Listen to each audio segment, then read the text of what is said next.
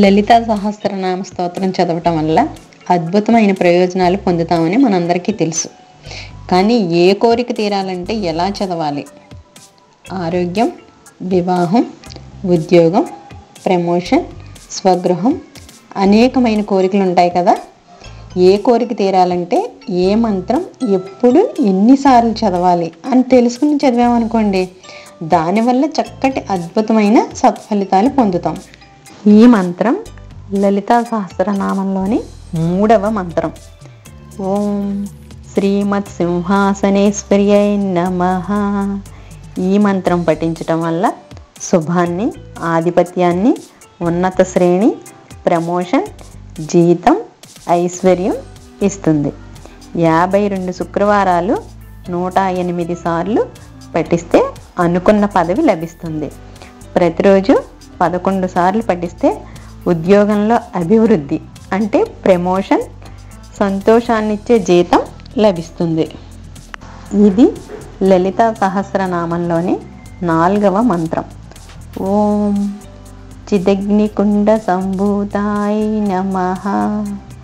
ఈ మంత్రం చదవటం వల్ల సంతానం, జ్ఞానం లభిస్తాయి. అలాగే ఇంజనీరింగ్, మెడిసిన్, అర్చనకు సంబంధించిన పాండిత్యం, జ్ఞానం లభిస్తుందన్నమాట. వాళ్ళు ఎన్నుకున్న రంగంలో వాళ్ళు ఉన్నత స్థితికి చేరడానికి 41 రోజుల పాటు రోజుకి 1008 సార్లు ఏకాసనం మీద కూర్చొని జపించాల్సి ఉంటుంది.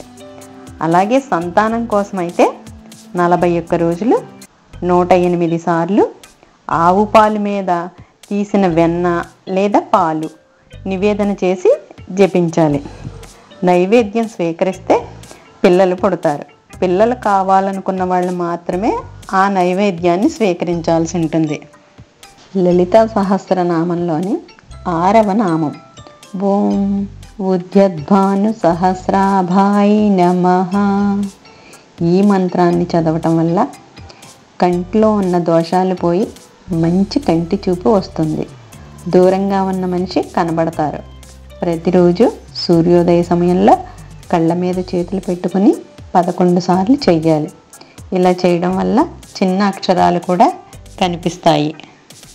లలితా సహస్రనామంలోని 10వ మంత్రం.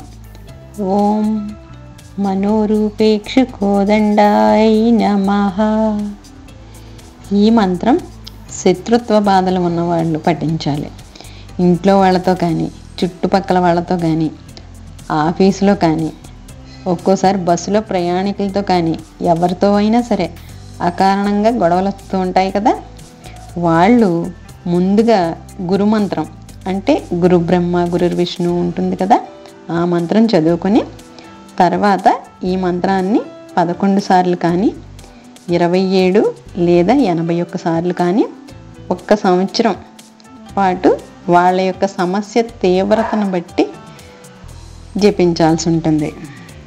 ఇది లలితా సహస్రనామంలోని 11వ మంత్రం. ఓం పంచతన్మత్రసాయకాయ నమః. ఈ మంత్రాన్ని 18 శుక్రవారాలు తెల్లవారుజామున స్నానం చేసి లలితాదేవి పటం పెట్టుకుని ఆచమనం చేసి గోత్రనామాలు అది సంకల్పంగా చెప్పుకొని 1008 సార్లు జపం చేస్తే మానసిక బాధ, శత్రుపీడ పోయి సంపదలు కలుగుతాయి.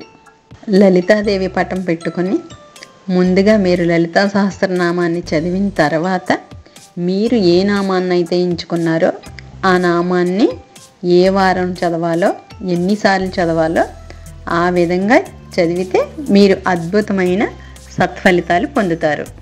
చూసారుగా ఫ్రెండ్స్, ఈ వీడియోని devotional skills, mission works, hand works, cooking recipes, useful tips, ముగ్గులు మా ప్లేలిస్ట్లో ఉన్న వీడియోస్ని వాచ్ చేయండి. ఇలాంటి డిఫరెంట్ టాపిక్స్తో మరిన్ని వీడియోస్ కోసం మా ఛానల్ని సబ్స్క్రైబ్ చేసుకుని పక్కనే ఉన్న బెల్ ఐకాన్ని క్లిక్ చేయండి.